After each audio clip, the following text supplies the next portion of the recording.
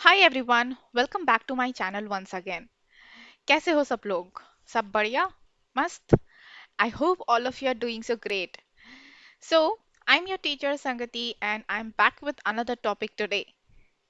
So today we are going to discuss another topic of the how do organism reproduce chapter.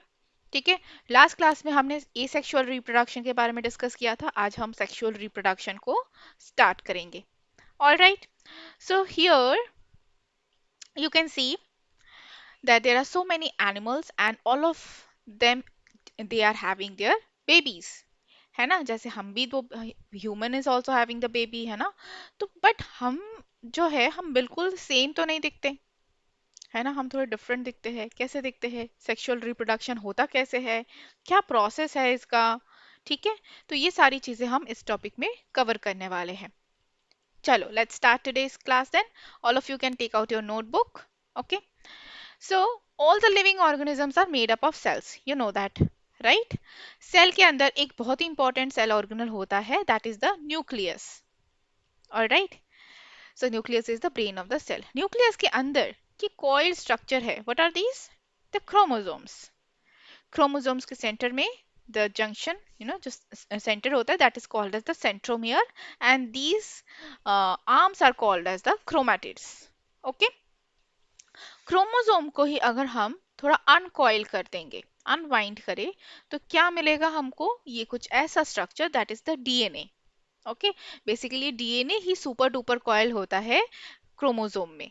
Okay, DNA super duper coil itself to form the chromosomes. So this is how the DNA looks like, and DNA का जो structure है, that is a double helical structure. Okay, so this is the structure ना, ये कुछ ऐसा दिखता है. ये एक हेलिक्स है एंड ये दूसरा हेलिक्स है. So that's why it is called as double helical structures. Okay, तो इसमें ये कुछ बेस पेयर्स होते हैं, न्यूक्लियोटाइड बेस पेयर्स, ये सब होता है. Sugar phosphate bond backbone chain होता है इसका. So this is the basic structure of DNA. अब सेक्सुअल रिप्रोडक्शन में क्या होता है? This DNA inside the nucleus, जो कि ये डीएनए है, this is very very important because it is only the information source for making all the proteins, जिसकी वजह से डिफरेंट डिफरेंट बॉडी डिजाइंस बनते हैं. ठीक है, हमारे बॉडी में जितने भी तरह के एक्टिविटीज है, जो भी रिएक्शंस हो रहे हैं, every features of our body, ये कौन डिफाइन कर रहा है? डीएनए डिफाइन कर रहा है. और डीएनए कैसे डिफाइन कर रहा है? इसमें डीएनए में क्या होते हैं? जीन्स होते हैं. Okay, one DNA contains so many genes. ठीक है, तो एक every genes are encoding for one one one proteins, जो कि हमारे डिफरेंट कैरेक्टरिस्टिक फीचर्स को डिफाइन करता है. And during reproduction the similar copy of DNA is generated, and this process is called as DNA copying. तो reproduction के time पे क्या होता है? डीएनए कॉपी होता है. बट अगर डीएनए कॉपी होता है, तो हम सब एक दूसरे से डिफरेंट कैसे हैं? How do we all look so different from each other? You can see, सब एक दूसरे से डिफरेंट है ना. सबके स्किन कॉम्प्लेक्शंस डिफरेंट है, हेयर कलर डिफरेंट है, राइट. फेस का जो शेप है, that is also different. Correct. And so many things are different. So ऐसा क्यों होता है? तो सी, सेक्सुअल रिप्रोडक्शन में टू पेरेंट्स आर इन्वॉल्व, है ना, मदर एंड फादर. करेक्ट. तो फॉर एग्जाम्पल, फादर के पास अगर वी शेप्ड हेयर लाइन है एंड ब्लैक आईज है फादर के पास. ठीक है, मदर के पास क्या है? स्ट्रेट हेयर लाइन है एंड ब्लू आईज है मदर की. ठीक है, तो बेसिकली चाइल्ड के पास क्या आ गया? चाइल्ड के पास दोनों का कंबाइन करके आ गया. This was the chromosome set. ये इनका क्रोमोसोम था. चाइल्ड के पास देखो क्या क्रोमोसोम आ गया? एक फादर से आया, एक मदर से आया. ठीक है, तो चाइल्ड के कैरेक्टरिस्टिक्स फीचर्स में we can see both the combination from father's DNA also and from mother's DNA also.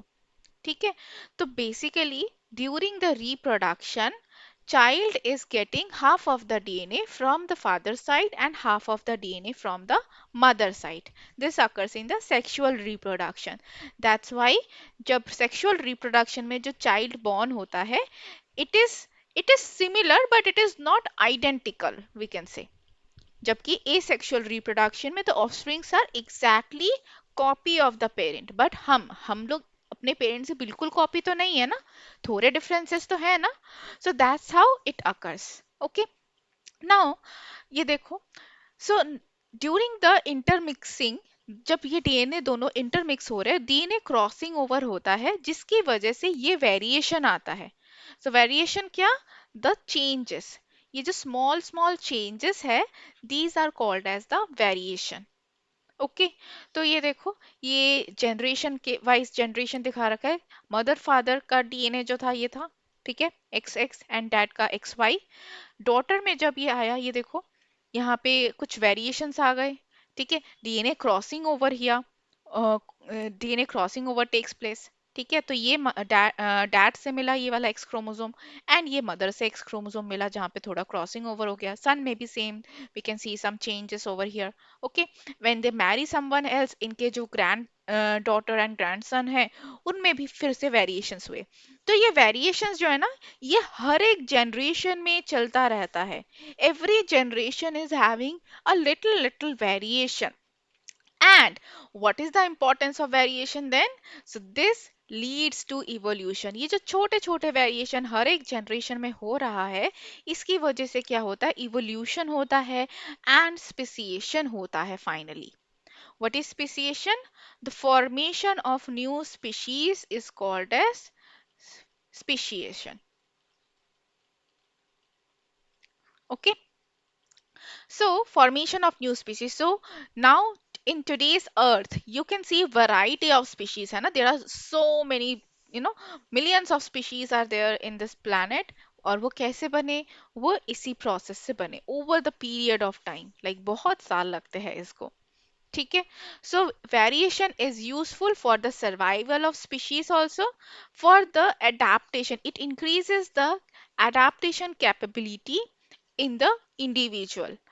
सो जैसे कि जो ग्रैंड पेरेंट्स के टाइम पे आप लोगों ने सुना होगा, the environmental condition was different that time, है ना? अगर हम 50 इयर्स पहले की बात करें, उस टाइम पे डिफरेंट एनवायरमेंटल कंडीशंस हुआ करते थे.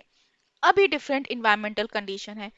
हमारे जो ग्रैंड पेरेंट्स ग्रैंड चिल्ड्रंस होंगे, है ना, तो उनके टाइम पे after 50 years there will be different environmental condition. तो ताकि हम इन environmental conditions को adapt कर सके and we can survive in this environment, so these variations are very very useful for us. ठीक है. अगर adaptations नहीं होगा तो क्या होगा? कोई भी species है वो extinct हो जाएगी. Okay. Now let's see the chromosome in humans. So human में कितने chromosomes होते हैं? 23 pairs of chromosomes are there. ठीक है. 22 pairs क्या होते हैं? 22 pairs are called as autosomes. Autosomes, and one pair is called as sex chromosome, और इसको एलोसोम भी बोल सकते हैं. ओके, एलोसोम या sex chromosome, the 23rd pair. Okay. So all of the first to 22 pairs, these are called as autosomes, which are defining all the characteristic features of our body. हम कैसे दिखेंगे, हमारे body में क्या क्या reactions, क्या क्या metabolical activities होंगे, all of these are defined by 1 to 22. And the 22 third pair, जो कि 6 chromosome है, this is determining our sex. Okay, whether we will be female or male. ठीक है. तो जब XY होता है, the child will be male, and जब XX chromosome होता है तो child is going to be a female child. Okay. And this is completely depending on the father. So father is having X and Y chromosome. ठीक है. And mother के पास क्या होता है? एक्स एंड एक्स क्रोमोसोम होता है. ठीक है. इफ फादर, तो मदर के पास तो कोई और ऑप्शन ही नहीं है ना, मदर तो एक्स ही देगी, राइट. बट फादर के पास ऑप्शन है कि या तो एक्स आएगा या फिर वाई आएगा गैमीट्स में. ठीक है, ड्यूरिंग द फर्टिलाइजेशन. अगर वाई एक्स क्रोमोसोम है तो during the fertilization child is going to be female. अगर वाई क्रोमोसोम है तो child is going to be the son. Okay, male. So this is how it takes place. Now, how to maintain this chromosome number? As I told you that we have 23 pairs of chromosome, that means 46 chromosome. और मैंने बताया father और mother से chromosomes आएगा, right. तो अगर father से father से 46 क्रोमोसोम आया, मदर से भी कितना आया, 46 क्रोमोसोम आया। तो ये बहुत ज्यादा नहीं हो जाएगा नेक्स्ट जनरेशन में, है ना? ये तो गड़बड़ हो जाएगी फिर। So how to maintain this chromosome number? Chromosome number is important to maintain. Why it is important to maintain? Because it is defining the species. एक species में एक particular chromosome number होता है, ठीक है? तो इसलिए इसको मेंटेन करना जरूरी होता है। तो अब इसको मेंटेन करे तो करे कैसे, बताओ जरा। तो इसके लिए एक प्रोसेस है, that is called as the cell division. Cell division दो टाइप के होते हैं, हम meiosis and mitosis. Okay, so यहाँ पे आएगा mitosis. All right, mitosis.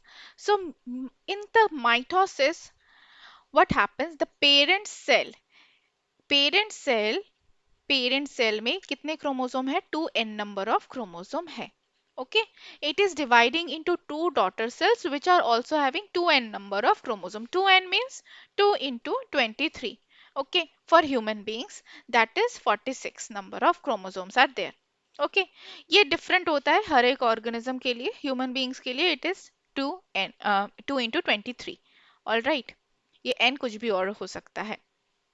Now तो ये होता है मियोसिस में. सो मियोसिस में देखो, chromosome number remains same. Same है ना क्रोमोसोम नंबर, इसलिए इसको हम एक और नाम से जानते हैं. This is also called as equational division, because the chromosome number is equal. Okay, and we are getting two daughter cells. All right, now mitosis होता किस में है? माइटोसिस होता है और बॉडी सेल्स में. ठीक है, बॉडी सेल्स, और you can say the somatic cells. Somatic cells में होता है mitosis. Next up is the meiosis. ये होता है जर्म सेल्स में, जर्म सेल्स या फिर सेक्स सेल्स. ओके, ये होता है जर्म सेल्स में. ना here you can see it is undergoing two division, two nuclear division, meiosis 1 and meiosis 2. Okay, and by the end of meiosis 2 you can see that the number of chromosome is reduced to half. Right, यहाँ पे 2n था, अब यहाँ पे n हो गया. यहाँ पे कितना था? 2 into 23, that means 46 था, but यहाँ पे कितना हो गया? Only 23. So this is also called as reductional division. Okay, this is also called as reductional division.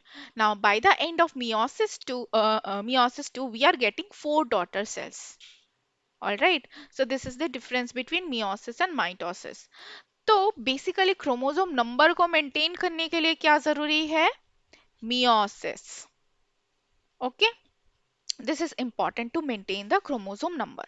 Let's see the difference between mitosis and meiosis, and you can take a note of this also. ठीक है, तो mitosis occurs in the somatic cells, meiosis occurs in germ cells.